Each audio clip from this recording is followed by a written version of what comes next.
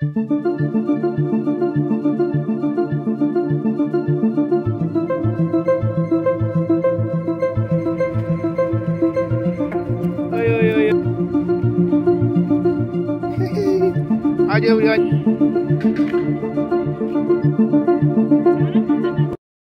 Friends, आज मैं फिर आई हूँ न्यू ब्लॉग लेके, नई मन की बात लेके। तो फ्रेंड्स, मेरी तबीयत कुछ दिनों से बहुत ज़्यादा ख़राब थी, खांसी अभी भी बनी हुई है।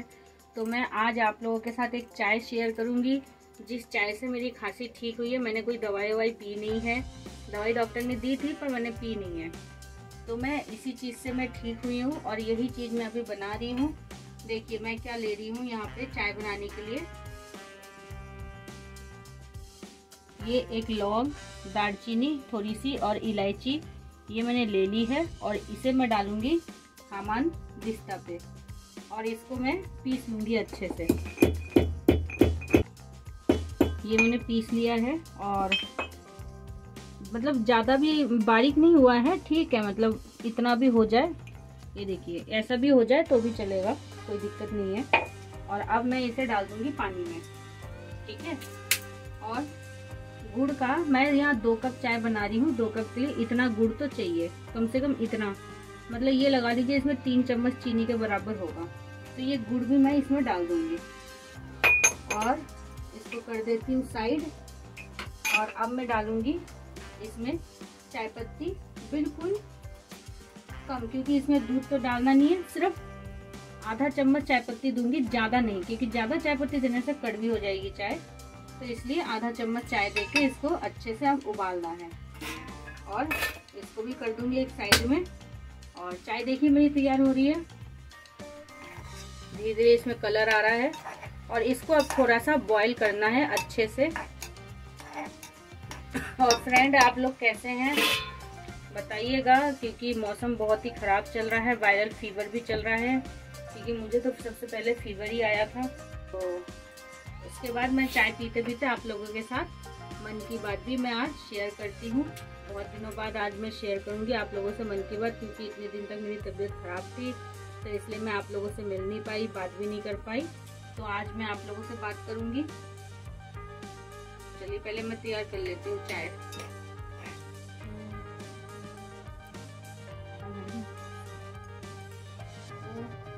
ये मैं चाय पीते पीते आप लोगों से मन की बात भी शेयर कर लेती हूँ आज की। तो फ्रेंड्स, जीवन में असंभव तो कुछ भी नहीं है। सुरेश नाम का एक लड़का था, तो उसी लड़के के ऊपर मैं आपको एक अच्छी सी बात बताती हूँ। वो लड़का बचपन से ही देखिए खांसी कैसे आ रही है मुझे, सॉरी। तो वो लड़का जो है बचपन से ही बहुत ही उसकी मैं आपको अब जीवन की कहानी बता रही हूँ। उसकी जो जीवन की जो अपने जो उसने दिन व्यतीत किए हैं, उस व्यतीत के बारे में मैं बता रही हूँ। तो वो सुरेश जो है वो बचपन में ही बहुत ही कष्ट जिंदगी उसने बिताए हैं। मतलब बचपन से इतना गरीब था वो, कभी भी उसे ढंग से खाने को नहीं मिलता था, पहनने को नहीं मिलता था। और उसके साथ जितने भी सहपाठी थे, दोस्त वगैरह थे, वो लोग ना अपना एक लक्ष्य लेके चल रहे थे सारे के सारे। मतलब जितने भी दोस्त सर्कल थे उसके बहुत ही अच्छे थे, मतलब कुछ ना कुछ अपने जीवन में एक एम बना के चल रहे थे, वो कुछ बनना चाहते थे। सारे ही बच्चे ऐसे थे उसके दोस्त वगैरह। तो क्या हुआ, सुरेश जैसे जैसे बड़ा होता गया तो बाकी के बच्चे ना हार मानते चले गए। बाकी के बच्चे जो है, कोई अपने पढ़ाई से हार गया, कोई फेल हो गया, तो किसी के घर की परिस्थिति ऐसी हो गई कि वो आगे पढ़ ही नहीं पाया, और कोई तो इतना ही निराश हो गया, वो करना ही नहीं चाहता था कुछ भी। उसने कहा जो हो जाएगा देखी जाएगी, मेरे को अगर मुझे काम मिल गया तो ठीक है, मैं काम वाम कर लूँगा। तो मैं ये बता रही थी कि जो वो उसके लड़के के जितने भी साथ में दोस्त वगैरह थे, वो सब हार मान चुके थे अपने जीवन में, अपने जीवन में जो लक्ष्य वो बना के चल रहे थे उससे वो हार मानते हुए चले जा रहे थे। पर सुरेश जो था ना, उसने कभी हार नहीं मानी। उसने कहा कि ठीक है, तुम लोगों को नहीं करना, तुम लोग मत करो, मुझे जो करना है मैं करूँगा। क्योंकि पढ़ाई भी ना उससे हो नहीं रही थी, सुरेश से पढ़ाई उससे हो नहीं रही थी। वो बहुत ही मुश्किल से पढ़ाई करता था, जो भी वो पढ़ता था वो भूल जाता था। उसे कुछ ज़्यादा समझ में आती नहीं थी। पापा के पास पैसे उसके थे नहीं ज़्यादा कि वो ट्यूशन पढ़े, कि उसके ट्यूशन में ज़्यादा ध्यान दिया जाए, उतने ज़्यादा उसके पास पैसे थे नहीं। तो वो किसी तरह से अपनी पढ़ाई को वो कर रहा था। उसने क्या किया, उसने अपने अंदर ना एक मतलब सोच उसने अपने अंदर एक रखी, जिसे बोलते हैं ना दृढ़ संकल्प जिसे बोलते हैं, वो उसने अपने अंदर रखी।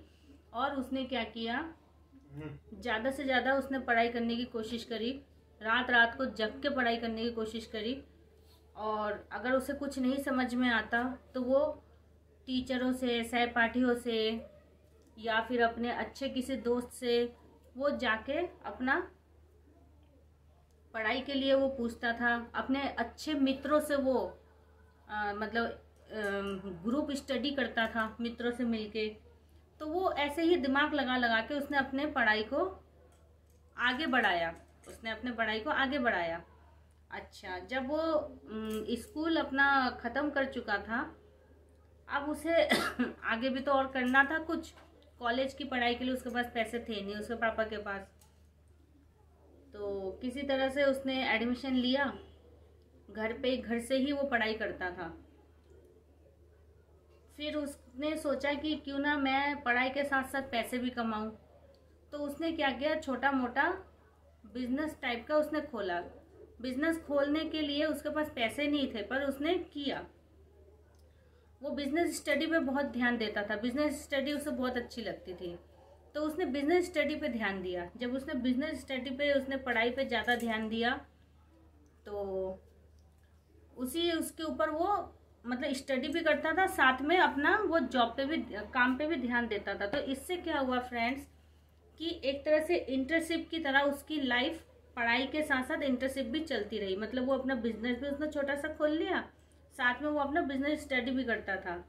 तो मतलब बिजनेस स्टडी पे ध्यान देता था, जिसको लेके वो आगे पढ़ाई कर रहा है और साथ ही साथ वो अपने बिजनेस को लेके चलता था।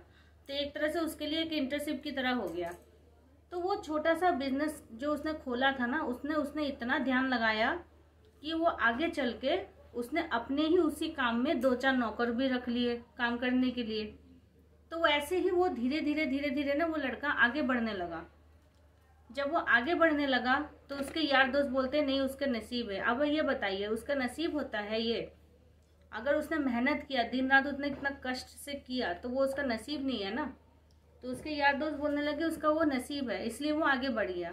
कभी कोई नसीब से आगे नहीं बढ़ता है फ्रेंड्स। जो चढ़ जाता है, तरक्की कर जाता है, तो वो उसका नसीब है। और जो मतलब बिल्कुल गिर जाता है, जो कुछ नहीं कर पाता, तो दुनिया उसे बोलती है निकम्मा है, काम नहीं करना चाहता, इसलिए वो गिर गया है। और जो तरक्की कर जाता है तो उसका वो नसीब है। तो जो भी है, उसने सारी बातों को इग्नोर किया और आज के डेट में वो बहुत बड़ा बिजनेसमैन बन गया है और अपनी ज़िंदगी को उसने सुखद बना लिया है। तो यही थी फ्रेंड्स सुरेश जी की एक मतलब छोटी सी जीवन कथा, जो उसकी जीवन कथा थी कि अपने जीवन में उसने कितना उसने अपना जीवन कितना उसने मुश्किलों से बिता के भी उसने आगे बढ़ा। वो पीछे कभी मुड़ के नहीं देखा, कभी हार नहीं माना। सबसे बड़ी बात है, उसने कभी हार नहीं माना। उसके घर में पैसों की इतनी कमी होते हुए भी वो अपने पैसों की कमी को भी नहीं उसने देखा। जैसे तैसे उसने अपने पढ़ाई को देखा, अपने लाइफ को देखा। तो यही है फ्रेंड्स कि अगर हम चाहें तो हम कुछ भी कर सकते हैं। और फ्रेंड्स अभी आ रहा है 15 अगस्त, तो आप लोगों की सबकी क्या क्या तैयारी है। मेरी तरफ से आप सभी को हैप्पी इंडिपेंडेंस डे। आप सभी लोग बहुत ही धूमधाम से इंडिपेंडेंस डे मनाइए, क्योंकि हमारा देश बहुत ही सुंदर देश है। हमें अपने ऊपर बहुत ही गर्व होना चाहिए। मुझे तो बहुत गर्व है भारतीय होने का, क्योंकि बहुत से लोग ऐसा बोलते हैं हमारा भारत बेकार है, ये है वो है। ऐसा नहीं बोलना चाहिए, क्योंकि हम वो सुंदर फूल है जिसे देखने के लिए दूर दूर से भौरे आते हैं। कहने का मतलब है हम वो सुंदर फूल है जिसे देखने के लिए विदेशी लोग आते हैं। वो हम पे दिलचस्पी लेते हैं कि हम भारत के लोग हम किस तरह से रहते हैं, हमारा कल्चर क्या है, हमारा रहन सहन क्या है। तो सोचिए फिर हमें कितना गर्व होता है अपने ऊपर जब वो हमें देखने के लिए आते हैं, जब वो हमें देखना चाहते हैं, हमसे मिलना चाहते हैं, हमसे बात करना चाहते हैं। शायद इस चीज़ का एहसास होना चाहिए आपके अंदर कि आप कितने सुंदर हो, आपका देश कितना सुंदर है, कितने अच्छे लगते हो आप देखने में। हमारा देश भी कितना अच्छा लगता है देखने में, जो हमें वो लोग पसंद करते हैं और हम सोचते हैं कि हम उनसे गिरे हुए हैं। नहीं, हमें अपने ऊपर गर्व होना चाहिए, हमें अपना ओहदा ऊपर रखना चाहिए, तभी हम सामने वाले को झुका सकते हैं। और हैप्पी इंडिपेंडेंस डे। सब लोग अपने इंडिपेंडेंस को अच्छी तरह से मनाइए, सब लोग अपने इंडिपेंडेंस को अच्छे तरीके से एंजॉय कीजिए। छुट्टी वाला दिन भी है, सभी लोग घर में अपना अपना अच्छे तरीके से पकवान बनाएंगे, खाएंगे पिएंगे। हो सकता है थोड़ा घूमने जाने का प्रोग्राम भी हो, फैमिली के साथ होना भी चाहिए। तो आप लोग सब लोग घूमने भी जा सकते हैं घूमने के लिए, क्योंकि मौसम इस टाइम अच्छा ही है बाहर का। मेरे लिए तो खैर खांसी तो अभी भी बनी हुई है, मैं थोड़ा गर्म गर्म चाय पी लेती हूँ।